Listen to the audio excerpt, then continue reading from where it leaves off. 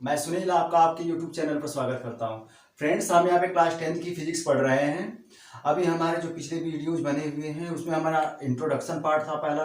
उसके बाद हमने जो है नेक्स्ट वीडियो में देखा भाई कि पोटेंशियल डिफरेंस क्या होता है, इलेक्ट्रिक पोटेंशियल क्या होता है, उस पर डिपेंड क्वेश्चन देखा। अब आइए इस वीडियो में हम देखते हैं फ्रेंड्स कि इलेक्ट्रिक करंट क्या होता है। फ्रेंड्स, आप देखे होंगे कि यहाँ पे कोई पॉजिटिव चार्ज है, नेक्स्ट यहाँ पे कोई यूनिट चार्ज रखा हुआ है। जब इस यूनिट चार्ज को ए पॉइंट और से लेकर के बी पॉइंट तक लाए, पहले हमने ए पॉइंट पे लाया, उसके बाद बी पॉइंट पे ला रहे हैं, तो हमने वहां पे देखा था भाई ए पॉइंट पे वर्क डन ज्यादा होगा, इस पे कम होगा। तो हमने देखा था potential difference is equal to क्या होता है, work done upon unit charge, right charge. तो इस पॉइंट पे पोटेंशियल डिफरेंस इलेक्ट्रिक पोटेंशियल ज्यादा होगा, इस पे इलेक्ट्रिक पोटेंशियल कम होगा। पोटेंशियल डिफरेंस इन दोनों का डिफरेंस होगा। तो मतलब ये क्या, इस कौन सा पॉइंट है, हायर पोटेंशियल है, ये क्या है, लोअर पोटेंशियल है। इस पॉजिटिव चार्ज के केस में हायर पोटेंशियल है या लोअर पोटेंशियल है। अब चार्ज को यहाँ पे कहीं पे लाकर छोड़ दें, इस साइड में लाकर छोड़ दें, क्या करेगा वो चार्ज, क्योंकि भाई रिपल्सन का फोर्स लग रहा है, ये चार्ज ए से बी की तरफ जाएगा, मतलब higher potential to lower potential. Charges move from higher potential to lower potential. Okay, तो चार्ज जो मूव कर रहा है उसी को हम क्या कहते हैं, rate of flow of charge is called electric current. तो एक क्वेश्चन उठता है भाई, explain why charges move. One marks का क्वेश्चन आएगा, चार्जेस क्यों मूव करते हैं भाई, due to potential difference. Potential difference ना होता तो चार्ज मूव नहीं करते। जैसे वाटर तब फ्लो होता है जब दोनों के बीच में अलग अलग लेवल होता है, ठीक है। अगर ये कहीं प्लेन सरफेस पर डाल दीजिए, कोई लेवल नहीं है, तो वाटर की अगर ड्रॉप का कोई बूंद है पड़ी रहेगी एक जगह पे। अगर थोड़ा सा भी ढलान होगा, इंक्लाइंड सरफेस होगा, क्या करेगा वो वाटर फ्लो करने लगेगा, अपर लेयर से लोअर लेवल की तरफ मूव करने लगेगा। ऐसे यहाँ पे हमने डिफरेंस दिया, डिफरेंस के कारण अपर लेवल से लोअर लेवल की तरफ ये मूव करने लग रहा है, ठीक है ना। तो यही जो चार्ज मूव कर रहा है, चार्ज किधर से किधर तरफ मूव कर रहा है, charges move from higher potential to lower potential, right है ना। अगर पोटेंशियल मतलब ये पोटेंशियल कहां से आया भाई, आपने बैटरी कनेक्ट कर दिया, ठीक है ना। बैटरी कनेक्ट करने के बाद क्या हुआ, पोटेंशियल डिफरेंस क्रिएट हो गया। आप बैटरी नहीं कनेक्ट करोगे तो चार्जेस मूव नहीं करेगा, राइट है ना। यार एसी की दूसरी बात होती है, हम यहाँ बैटरी को लेकर कर रहे हैं, क्लियर है ना। तो charges move from higher potential to lower potential. ये जो चार्ज मूव कर रहा है इसी को हम कहते हैं करंट। तो इस करंट से क्या होगा, इलेक्ट्रिक करंट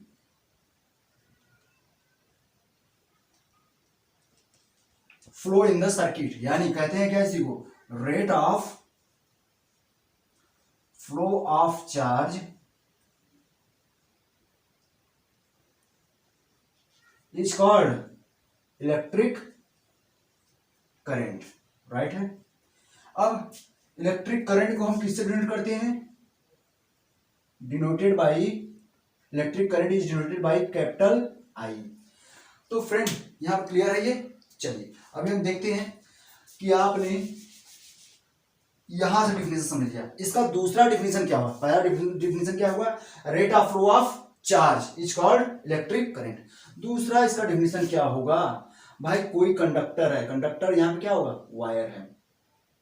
इस वायर में मान लीजिए इस पॉइंट पे, इस पी पॉइंट देख रहे हो, इस पॉइंट पे पर सेकेंड में, इस मान लीजिए पी ये पॉइंट है, देखो ये वायर है, इसको आपने कट किया तो जो ये दिख रहा है सरफेस एरिया, इसी को हम कहते हैं area of cross section, right है, एरिया ऑफ क्रॉस सेक्शन। तो ये कोई वायर, हमने इसको कट कर लिया, तो इस जो एरिया ऑफ क्रॉस सेक्शन को हमने पी पॉइंट मान लिया। भाई पी पॉइंट से एक सेकेंड में कितने अमाउंट ऑफ चार्जेस पास कर रहे हैं, ठीक है ना, उसी को हम क्या कहते हैं, इलेक्ट्रिक करंट। तो amount of charges passing through a point of a conductor in 1 second is called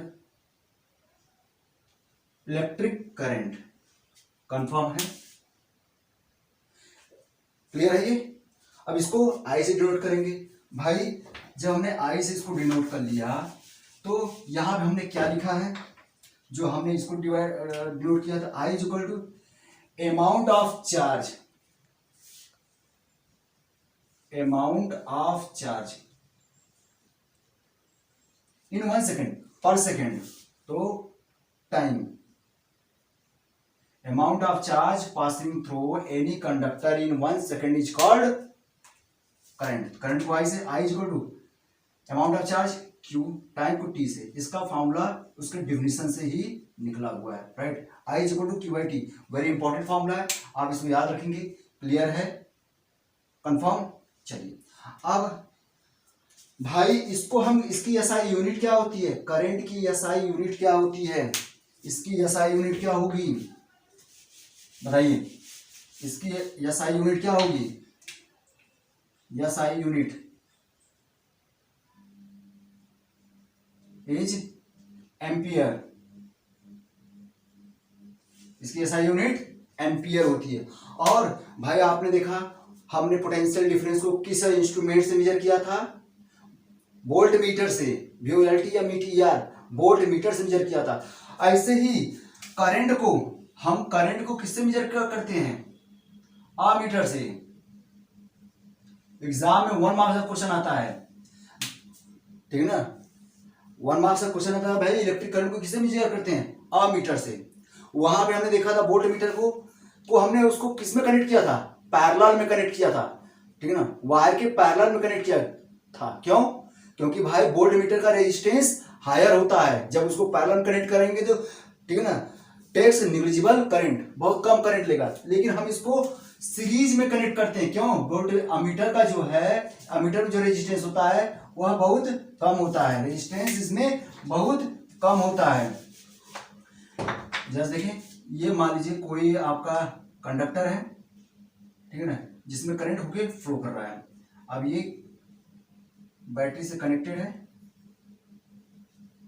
positive negative, चलिए करंट फ्लो कर रहा है, तो हम इसको जो है सीरीज में कनेक्ट करते हैं, अमीटर को ए से इसको सीरीज में कनेक्ट करते हैं। क्यों, क्योंकि it's resistance is very very very low, इसका रेजिस्टेंस बहुत कम होगा। जानते हैं V equal to I into R, I जो आर इक्वल कितना होगा, V अपॉन आई। तो इन दोनों में रेसिप्रोकल का रिलेशन होता है, ठीक है, इन दोनों में रेसिप्रोकल का रिलेशन होता है।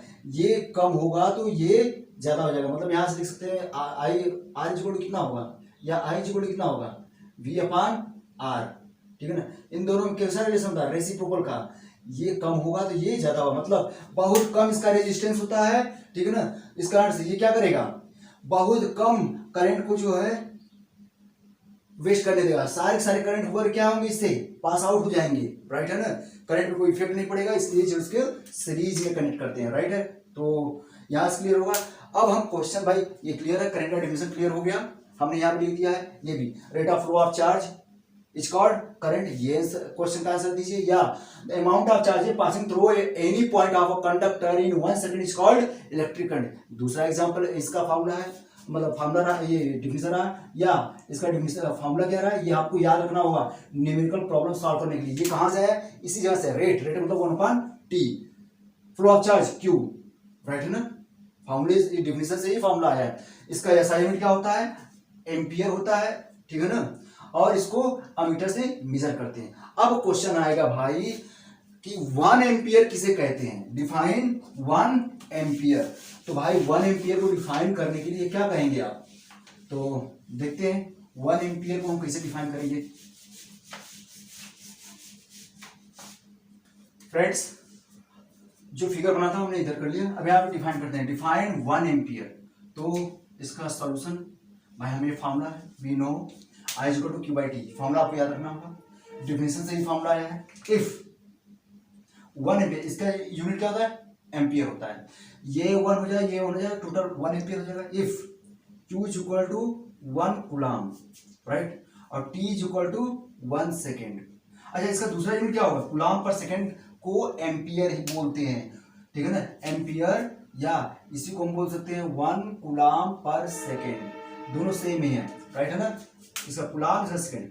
तो भाई क्लियर है, हटा दें। चलिए 1 एम्पियर डिफाइन करना है। अगर मैंने इसको 1 ले लिया, इसको 1 ले लिया, देन इट इम्प्लाइज, अब यहाँ वैल्यू रखेंगे, यहाँ पे 1 यहाँ पे 1, तो आई इक्वल टू कितना होगा 1 एम्पियर। बस इसको आप सेंटेंस में लिख दीजिए। सेंटेंस कैसे लिखेंगे, इफ, अब एरिया ऑफ क्रॉस सेक्शन आपको पता है भाई, ये वायर है, आपने इसको कट कर लिया, तो ये क्या मिला, एरिया ऑफ क्रॉस सेक्शन इसको कहते हैं, एरिया ऑफ क्रॉस सेक्शन इसे बोलते हैं, ठीक है ना। तो इस एरिया ऑफ क्रॉस सेक्शन से, किसी कंडक्टर के एरिया ऑफ क्रॉस सेक्शन से कितना चार्ज पास हो, 1 कूलम का चार्ज पास हो इन 1 सेकेंड में, तो कहेंगे भाई जो इसमें से करंट फ्लो हो रही है वो कितना होगा, वो 1 एम्पियर होगा, ठीक है ना। If 1 coulomb of charge passing through any cross section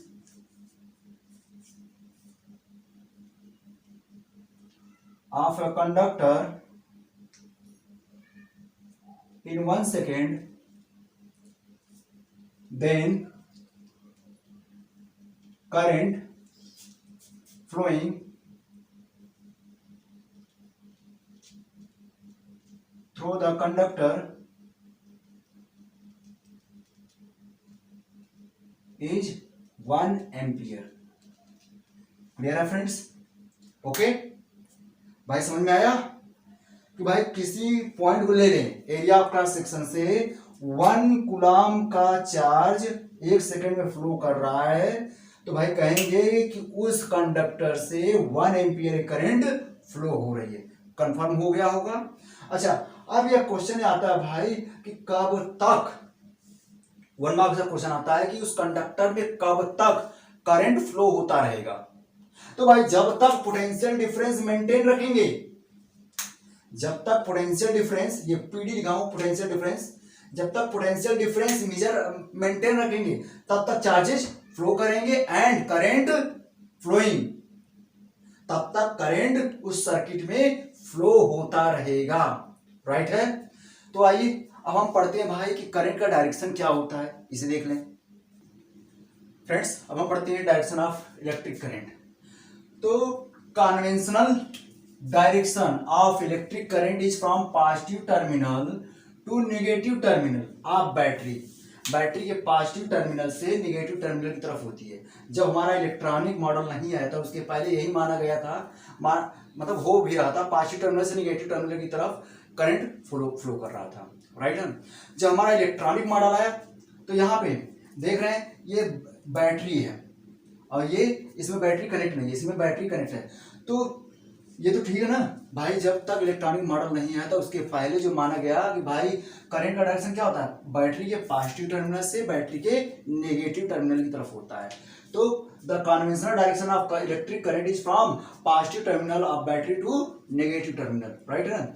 अब व्हेन देयर इज नो, मतलब यहाँ पे बैटरी कनेक्ट नहीं है, तो here a no cell is connected at the terminal of this conductor, ये कंडक्टर, ये दूसरा कंडक्टर, ये चार्जेस दिखा रहा है, इलेक्ट्रॉन्स दिखा रहा है, राइट है।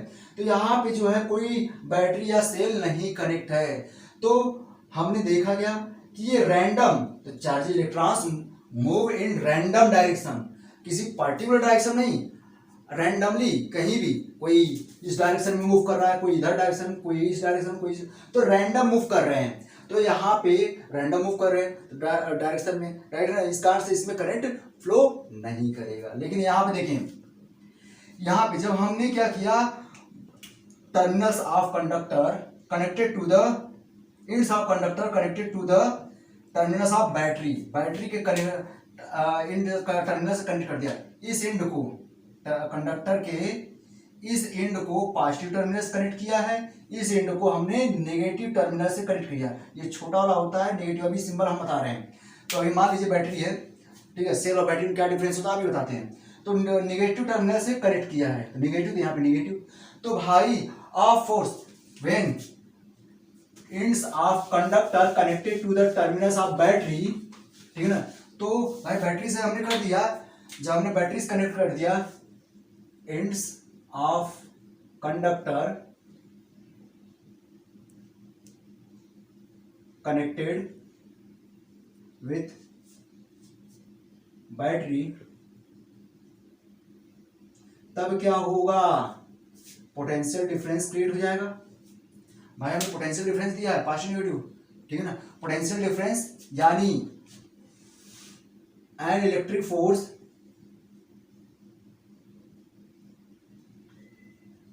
एक्ट ऑन इलेक्ट्रॉन्स, इलेक्ट्रॉन्स पे इलेक्ट्रिक फोर्स मूव करने एक्ट करने लगा। इस कारण इलेक्ट्रॉन्स जो है बी पॉइंट टर्मिनल एंड से ए एंड की तरफ मूव करने लगेंगे, ठीक है। इलेक्ट्रॉन्स जो है बी टर्मिनल से, बी एंड से ए टर्मिनल की तरफ मूव करने लगेंगे। इलेक्ट्रॉन्स क्या करने लगेंगे, electrons start move, electrons move करने लगेंगे। मतलब नेगेटिव टर्मिनल से एक्सटर्नल सर्किट में बात करें, नेगेटिव टर्मिनल से भाई यहाँ पे इलेक्ट्रॉन्स है, ठीक है। इलेक्ट्रॉन्स इधर से पॉजिटिव टर्मिनल की तरफ जा रहा है, अट्रैक्ट कर रहा है पॉजिटिव टर्मिनल, यहाँ तक आ रहा है। और ये एक्सटर्नल सर्किट में बात हुआ, इंटरनल, इसके इंटरनल बात करें तो पॉजिटिव टर्मिनल से नेगेटिव टर्मिनल की तरफ। तो ये पूरा कंप्लीट सर्किट हो गया। इस कारण से क्या होगा, चार्ज मूव कर रहा है, इसलिए करंट क्या होगा, current start flowing in the circuit, ठीक है ना। करंट सर्किट में फ्लो करने लगेगा। इसका डायरेक्शन क्या होगा भाई, डायरेक्शन तो वही है, क्या था, पॉजिटिव टर्मिनल से नेगेटिव टर्मिनल। ये जो एरो दिखा रहा हूं यह डायरेक्शन ऑफ करंट को दिखा रहा है। तो भाई डायरेक्शन ऑफ करंट क्या है, करंट का डायरेक्शन ये तो मोशन का है, चार्ज इलेक्ट्रॉन इधर की तरफ मूव कर रहा है और करंट ए से बी की तरफ मूव कर रहा है। तो दोनों का डायरेक्शन क्या होगा, direction of current is opposite to the direction of motion of electrons. यहां पर लिख रहे हैं direction of current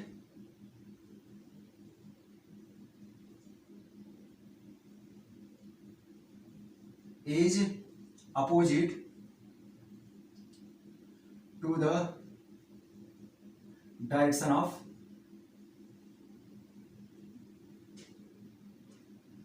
motion of current। Clear हुआ, सॉरी, इलेक्ट्रॉन्स, राइट है।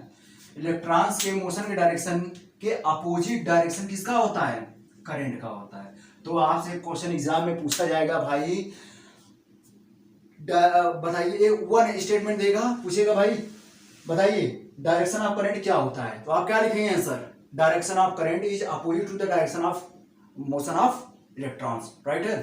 तो ये हो गया। अब भाई कुछ सिंबल्स देख लेते हैं और उसके बाद देखेंगे भाई कि सर्किट इलेक्ट्रिक सर्किट और सर्किट डायग्राम में क्या डिफरेंस होता है। इलेक्ट्रिक सर्किट और सर्किट डायग्राम, तो समझ लीजिए जरा सा। इलेक्ट्रिक सर्किट, आपके घरों में जो वायरिंग की गई है, एक्चुअली में जो दिखाई दे रहा है, वायर है, बल्ब से कनेक्ट है, ठीक है ना। अब वो किसी सोर्स से, सोर्स मतलब यहाँ पे बैटरी से, मान लीजिए बैटरी रख लीजिए, बैटरी से कनेक्टेड है। तो ये जो पूरा, उसमें आप एक स्विच लगा दिया तो जो पूरा ये वायरिंग मिल रहा है, इसी को हम कहेंगे क्या, इलेक्ट्रिक सर्किट। लेकिन अब इन्हीं को आप सिंबल के थ्रू इनको किस पे बना लीजिए, एक पेज पे बना लीजिए, पेपर पे बना लीजिए।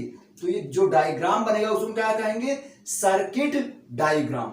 ओके, तो आइए इससे पहले हम सिंबल देखते हैं भाई, किसको किस कैसे डिनोट करेंगे, राइट है ना। आइए फ्रेंड्स, यहां पे हम देख रहे हैं सिंबल्स फॉर इलेक्ट्रॉनिक कंपोनेंट। अलग अलग कंपोनेंट जो होते हैं, जैसे बैटरी है, बैटरी आप घरों में देख रहे होंगे, या बाइक में भी छोटी छोटी बैटरी लगी होती है, वो उसे देखे होंगे, ठीक है ना। तो सेल देखते हैं, सेल देखे होंगे घर में, छोटा सा सेल होता है। तो सेल को हम सिंबल के रूप में ऐसे डिनोट करेंगे, सीधे ये पॉजिटिव टर्मिनल दिखाएगा, ये छोटा वाला नेगेटिव टर्मिनल को, राइट है। अब combination of cell, combination of cell is called battery. बहुत सारे सेल को पास रख लें। तो जरा देखिए, ये बहुत सारे, एक ये सेल है, ये दूसरा सेल है, ये तीसरा सेल। जरा देखिए भाई, ये पॉजिटिव टर्मिनल के बगल में नेगेटिव टर्मिनल, एग्जाम में 1 मार्क्स का क्वेश्चन आ सकता है कि भाई बताइए कौन सा फिगर ठीक है, ये ठीक है, ये ठीक है। तो भाई ये हमारा क्या होगा, रॉन्ग होगा, क्योंकि आप जानते हैं अपोजिट चार्ज अट्रैक्ट करेंगे। जब दूर दूर भगाएगा तो चार्ज तो पास भी नहीं होने देगा, राइट। तो ये पॉजिटिव के साथ नेगेटिव होगा, नेगेटिव के साथ फिर पॉजिटिव, पॉजिटिव के बाद नेगेटिव, ताकि ये क्या करेगा, चार्जेस को अट्रैक्ट करेगा, अदरवाइज चार्ज को पास ही नहीं होने देगा, राइट है ना। और सर्किट आपकी ब्रेक हो जाएगी, जब ब्रेक हो जाएगी तो करंट फ्लो नहीं करेगा, राइट। तो ये तो बैटरी को हम ऐसे दिखाएंगे, नेगेटिव टर्मिनल पॉजिटिव, राइट है ना, कंफर्म ध्यान रखिएगा, एग्जाम में आता है 1 मार्क्स का क्वेश्चन। चलिए अब वायर को हमने ऐसे दे दिए, दिखा दिया बस सीधे एक लाइन। अब वायर, ठीक है ना, without touching another wire and crossing it, करने के लिए बस ऐसे, एक वायर ये है, अब इसको क्रॉस कर जाए बिना टच किए तो बस ऐसे दिखा देंगे, राइट। तो ये वायर जो है इसको टच किए बिना निकल रहा, बस सीधे एक वायर ऐसे, दूसरा वायर ऐसे खींच के ऐसे यहाँ कर दिया, क्या हो रहा है, ठीक है ना, ये वायर जो है इसको बिना टच किए हुए क्रॉस कर जा रहा है, और wire crossing another wire without touching, right है ना, ये हुआ। अब ये हमारा क्या, ये तो हमने पीछे भी पढ़ा था भाई, ये अमीटर को हम ऐसे डिनोट करेंगे, वोल्ट मीटर को ऐसे डिनोट करेंगे। अमीटर क्या होता है, आपने देखा कि यह करंट को मेजर करता है, या वोल्ट मीटर वोल्टेज या पोटेंशियल डिफरेंस को मेजर करता है। अब ये गैल्वेनोमीटर होगा जब हम पढ़ेंगे magnetic effect of electric current, वहां भी इसका डिफिनेशन देखेंगे। हालांकि मैं यहाँ पर समझा दे रहा हूँ, ये करंट को मेजर करता है, यह करंट को डिटेक्ट करता है कि भाई सर्किट में करंट फ्लो हो रही है कि नहीं, यह ओनली डिटेक्ट करता है गैल्वेनोमीटर। और ये मतलब ये बता, गैल्वेनोमीटर बताता है करंट प्रेजेंस है कि नहीं सर्किट में, और जो अमीटर होता है वह उसकी अमाउंट को मेजर करता है, कितना अमाउंट करंट फ्लो हो रहा है, राइट है। दोनों में डिफरेंस क्लियर हुआ। तो हम आए वहां पे, जब हम magnetic effect of electric current पढ़ेंगे तो वहां देखेंगे। अब अगर आपको बल्ब दिखाना हो तो बल्ब दिखाने के लिए इन दोनों में सीधे यम बनाइए और ऐसे कर लीजिए, राइट। ये या सीधे सर्किल बनाइए, यहाँ से इस तरीके से निकालिए, फिलामेंट हो गया, इसको ऐसे कनेक्ट कर दिया, ये बल्ब हो गया। अब ये ओपन स्विच हो गया, क्या है ओपन स्विच भाई, हमने ऐसे चीज, यहाँ पे एक पॉइंट है, यहाँ दूसरा टर्मिनल है, इसको ऐसे, ये इससे कनेक्ट नहीं है, ओपन हो गया, ठीक है। या इसको सीधे ऐसे किया गया, ऐसे यहाँ पे छोड़ दिया गया, ये ओपन। ये क्लोज स्विच होगा, क्लोज स्विच जब हम इसको इससे कनेक्ट कर देंगे, यहाँ पे ऐसे कर लेंगे, ये हो गया क्लोज स्विच, राइट है, क्लियर है। अब एक बचा हुआ वेरिएबल रेजिस्टेंस या रोएस्टेट जिसे बोलते हैं, वेरिएबल रेजिस्टेंस। अच्छा, रेजिस्टेंस को आप कैसे दिखाएंगे, ये हमारा रेजिस्टेंस होगा, रेजिस्टेंस को हम ऐसे दिखाएंगे। लेकिन वेरिएबल रेजिस्टेंस दिखाना हो तो, या इसी को हम रोएस्टेट बोलेंगे, बस सीधे यहां से जो है ऐसे कनेक्ट कर लीजिए, ये क्या होगा, वेरिएबल रेजिस्टेंस या रोएस्टेट। मतलब ये क्या है भाई, इसको जो है आप जो है इधर भी बढ़ा सकते हैं, इधर भी बढ़ा सकते हैं, ठीक है ना, क्लियर है ना। थोड़ा सा एक मिनट रुक जाइए, ये पॉइंट से ऊपर क्या होता है, ऊपर से टाइट होता है, इसको जो है अगर इधर बढ़ाओगे तो इतने ही रेजिस्टेंस रहेगा, अगर इस पॉइंट को इधर बढ़ा रहे हो तो रेजिस्टेंस ज्यादा हो जाएगा, ठीक है ना। तो इसको हम आगे पीछे बढ़ा करके रेजिस्टेंस को हम चेंज कर सकते हैं, इस कारण इसको कहते हैं क्या, वेरिएबल रेजिस्टेंस या रोएस्टेट। इसको दूसरा तरीका क्या होता है दिखाने का, भाई ये हुआ और ऐसे कर दिया, ठीक है ना, चाहे ऐसे दिखाएं या ऐसे दिखाएं, मीनिंग एक ही है। अब फ्रेंड्स, अब आइए हम नया टॉपिक पढ़ते हैं, क्या भाई, इलेक्ट्रिक सर्किट और सर्किट डायग्राम में क्या डिफरेंस होता है, राइट है, आइए देखते हैं फ्रेंड्स। अभी हम देखते हैं यहाँ पे कि इलेक्ट्रिक सर्किट और सर्किट डायग्राम क्या होता है। तो भाई ये हमारा एक सेल है, पॉजिटिव टर्मिनल नेगेटिव टर्मिनल। अब हमने क्या किया, पॉजिटिव टर्मिनल से करंट होकर फ्लो कर रहा है, हमने इसको इससे कनेक्ट कर दिया, ये वायर से इसको कनेक्ट कर दिया, तो करंट ऐसे फ्लो करेगा, पॉजिटिव टर्मिनल से नेगेटिव टर्मिनल। अभी आपने डायरेक्शन देखा था, राइट है। अब बताइए इस बल्ब को हम किससे कनेक्ट करें। अब हमने स्विच ऑन, इसको यहाँ पे हमने लगा दिया। अब यार सोचिए, अभी क्या है, स्विच ऑन किया, अगर हम इसको इससे कनेक्ट कर रहे हैं, एक एंड इससे कनेक्ट कर दें, इसका दूसरा एंड इससे कनेक्ट कर दें नेगेटिव से। अभी क्या है, स्विच ऑन है, तब तो ठीक है भाई, करंट जो है इस तरीके से फ्लो हो रहा है, इस तरीके से आ रहा है, राइट। अब हमने जरा स्विच ऑफ कर दिया, यहां से हटा दिया, अभी क्या है, क्या इस बल्ब में करंट जाएगी। कभी कभी आपने देखा होगा भाई, आपने स्विच ऑफ किया हुआ है, तब भी अगर आप होल्डर में आप टेस्टर लगाते हैं तो टेस्टर जलने लगता है, टेस्टर में जो छोटी सी बत्ती होती है जलने लगती है। क्यों? उल्टा लोग कनेक्ट कर देते हैं। अभी देखिए यहाँ से कनेक्ट, यहाँ से सर्किट ब्रेक हो गई, अभी तक करंट जा ही नहीं रहा है, अब जो है बल्ब नहीं जलेगा, राइट। अगर हम यही उल्टा कनेक्शन कर दें, यहाँ से इसको कनेक्ट कर दें, ये वाला इसको, यहाँ से इसको कनेक्ट कर दें, तो बल्ब में करंट जाएगी, बल्ब में करंट जाएगी और वो बल्ब जले, वो जो टेस्टर लगाएंगे टेस्टर जलेगा भी, ठीक है ना। इसलिए संभाल के करिएगा, ठीक है ना। कभी कभी जो जलता है यही कारण जलता है। तो हमने इसको कनेक्ट कर दिया, ये बल्ब जल रही है, ये हमारा बल्ब है, ये सेल है और ये स्विच है, राइट है। तो इलेक्ट्रिक सर्किट क्या है भाई? ये कंटिन्यूअस कंडक्टिंग पाथ होता है। इलेक्ट्रिक सर्किट क्या होता है? A continuous conducting path consisting wires, जिसमें वायर होते हैं, रेजिस्टेंसेज। आप रेजिस्टेंसेज जगह पे एग्जांपल दे सकते हैं, for example bulb.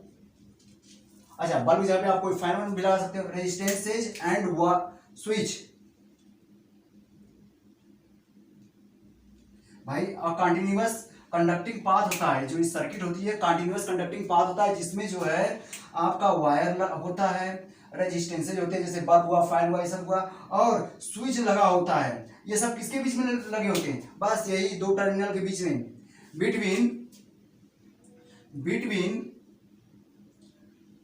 To terminals of cell through which electric current can flow is called electric circuit. समझ में आया? क्या होता है जो आपके घरों में वायरिंग की गई है? इलेक्ट्रिक सर्किट है। क्या होता है? कहीं से अगर वायर ब्रेक हो जाएगा, करंट फ्लो होगी नहीं, निश्चित तौर पर इसकी रिपेयरिंग करनी पड़ेगी। तो a continuous conducting path consisting, जिसमें क्या क्या होता है? रेजिस्टेंसेज होते हैं, वायर होता है, रेजिस्टेंसेज होते हैं, रेजिस्टेंस में बल्ब हो सकता है, फैन हो सकता है, एसी, फ्रिज, जो भी लेना हो ले लीजिए। स्विच, जो कि सारे किसके बीच में कनेक्ट होते हैं? पॉजिटिव नेगेटिव टर्मिनल के बीच में ही कनेक्ट होते हैं। Connecting with two terminals of cell is called electric circuit. और ये जो इसका हमने इलेक्ट्रॉनिक सिंबल के रूप में यूज कर लिया भाई, बल्ब को हमने ऐसे यूज कर लिया, ये स्विच है, स्विच को हमने ऐसे यूज कर लिया, ऐसे हमने यहाँ पे दिखाया है, और बैटरी है, सेल को हमने ऐसे यूज कर लिया। तो इन दोनों में डिफरेंस क्या होता है भाई? हमने इसको पेपर में बना लिया, तो ये पेपर में बना हुआ है, ये क्या है? ये रियलिटी में आपके घरों में लगा हुआ है, ठीक है। दोनों डिफरेंस समझ में आया? तो ये क्या है? यह एक डायग्राम है, सर्किट डायग्राम। क्या है भाई? पेपर बना हुआ एक डायग्राम है, और diagram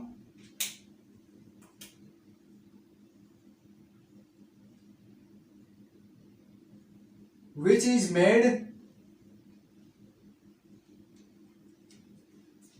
made by using electronic symbol for different components of a circuit is called a diagram, which is made by using different components of a circuit is called by using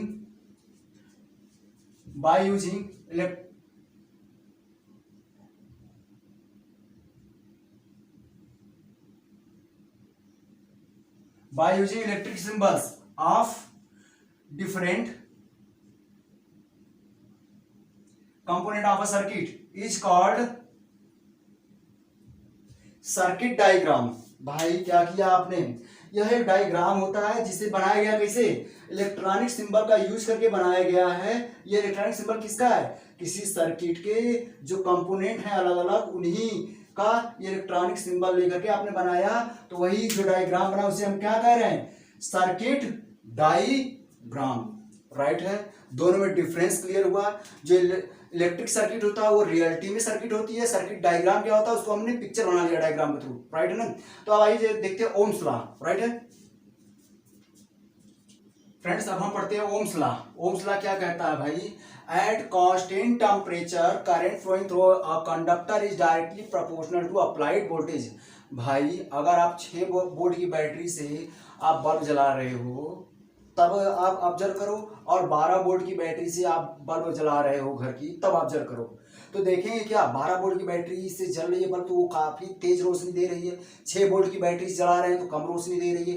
तो इसका मतलब क्या हुआ, 12 volt से ज़्यादा current हो रहा है, ठीक है। वोल्टेज ज़्यादा दे रहे हो तो करंट ज़्यादा फ्लो हो रहा है, डायरेक्टली प्रोपोर्शनल। तो यही कह रहा है भाई। अच्छा अभी समझाता हूँ, ये क्या कह रहा है भाई, एट कांस्टेंट टेम्परेचर करंट, चलिए इसको लिखेंगे नहीं, आप लिख लीजिएगा सेंटेंस में। कह रहा है कि एट कांस्टेंट टेम्परेचर, तो चलिए एट कांस्टेंट टेम्परेचर की बात कर रहा है। एट कांस्टेंट टेम्परेचर कह रहा है क्या current is directly proportional to applied voltage. ये क्या हो रहा है, कांस्टेंट टेम्परेचर पे। अच्छा भाई ये बताइए, टेम्परेचर को हमने कांस्टेंट क्यों रखा। हमने पहले दिन आपको बताया था, टेम्परेचर अगर बढ़ेगा तो वायर की लेंथ बढ़ जाएगी, वायर की लेंथ बढ़ेगी, रेजिस्टेंस बदल जाएगा, रेजिस्टेंस बदलेगा तो निश्चित तौर पर जो करंट फ्लो हो रही है उस पर इफेक्ट पड़ेगा, इसलिए टेम्परेचर नहीं बढ़ना चाहिए। कंफर्म हुआ। चलिए at constant temperature current, at constant temperature current flowing through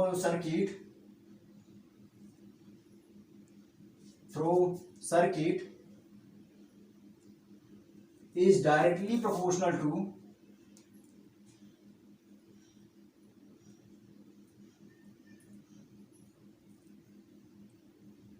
applied voltage।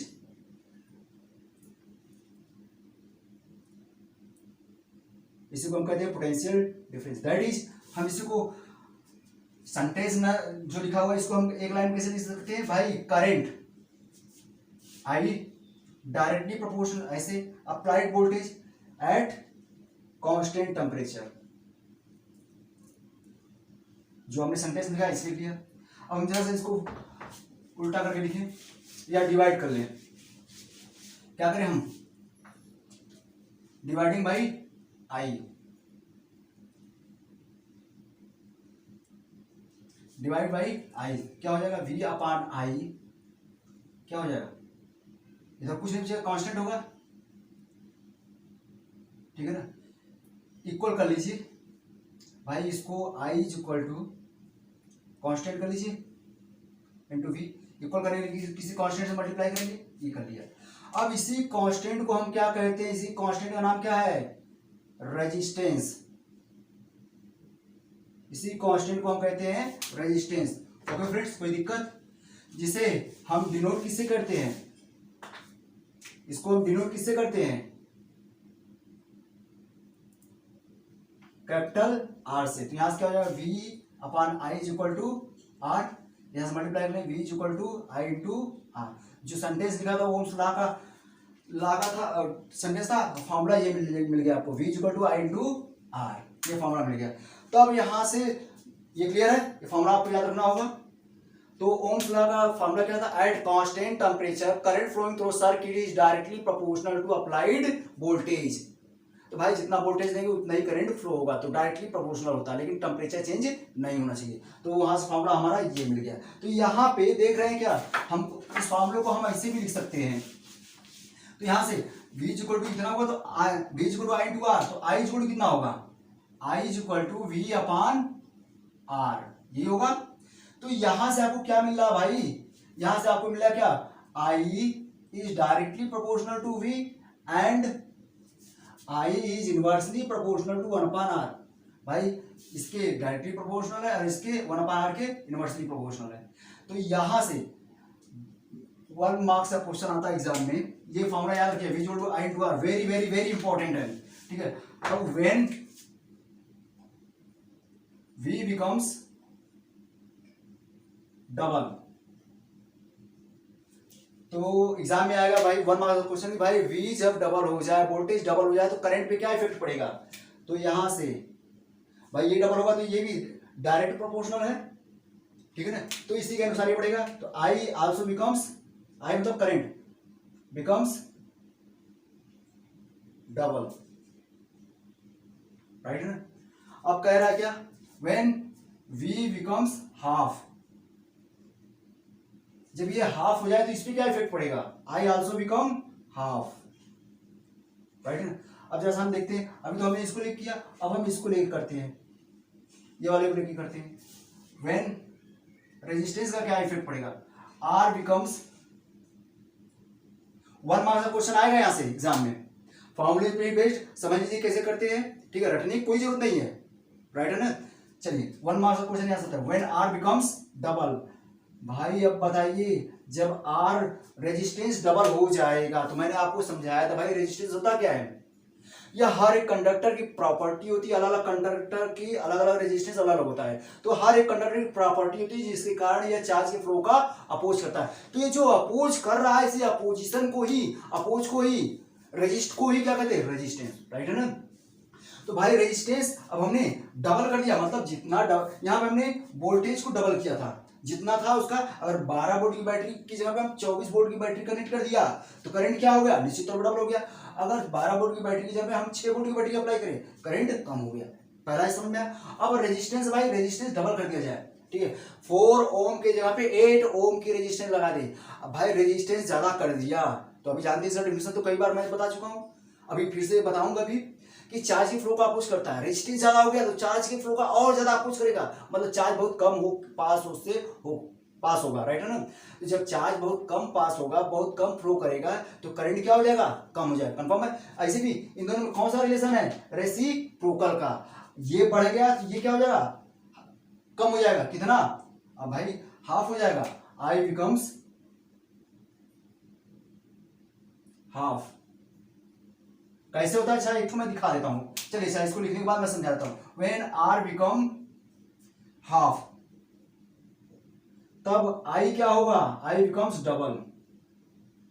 Exam में तैयार रखिएगा 1 मार्क्स के लिए, क्लास 10th के लिए 1 मार्क्स के लिए तैयार रखिएगा, क्लियर। आइए हम इस लाइन को समझ लेते हैं यहीं से। चलिए कि भाई इन दोनों में जब ये डबल हो रहा है तो ये हाफ कैसे हो रहा है समझ लेते हैं, क्लियर है ना।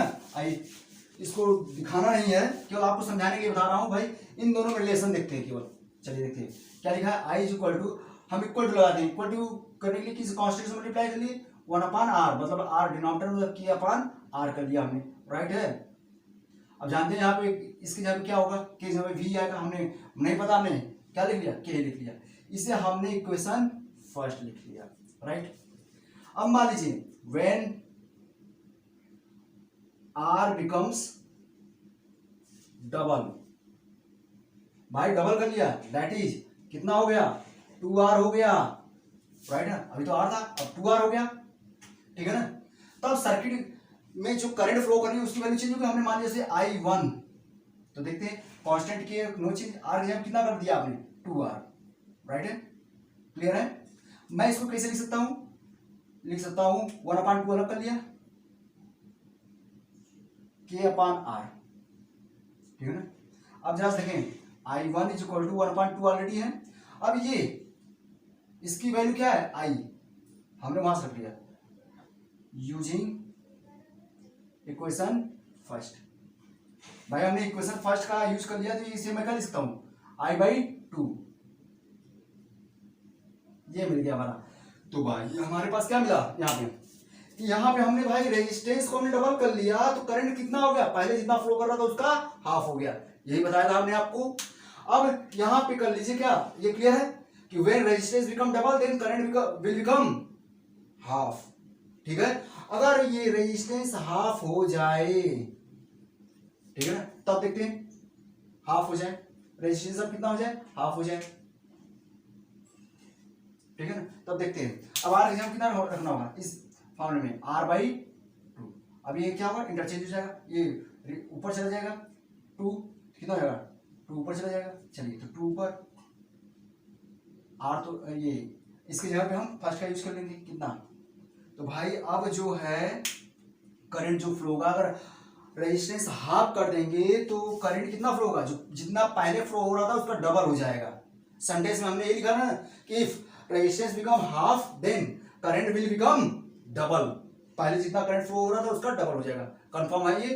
तो 1 मार्क्स का क्वेश्चन यहाँ से आता है, आपको ये एग्जाम में करने की जरूरत नहीं है, केवल आपको समझाने के लिए कर दिया। ऐसे ही जो हमने वोल्टेज किया था, वोल्टेज में भी आप ऐसे अप्लाई कर सकते हैं। ओके फ्रेंड्स, अब यहाँ पे हमने ये देख लिया। अब यहाँ से जब ये वर्ड निकल के आया कि रेजिस्टेंस क्या है, तो रेजिस्टेंस भी समझा दिया कि ये क्या करता है, चार्ज के फ्लो का अपोज करता है। किसी भी कंडक्टर की यह प्रॉपर्टी होती है कि चार्ज के फ्लो का अपोज करता है। तो जो प्रॉपर्टी है अपोज करने की, उसी को हम क्या करते हैं, रेजिस्टेंस, जिसको आर से डिनोट करते हैं। इसे हम नेक्स्ट वीडियो में पढ़ेंगे। ओके, अगर कोई क्वेरी हो तो कमेंट बॉक्स में कमेंट कर सकते हैं।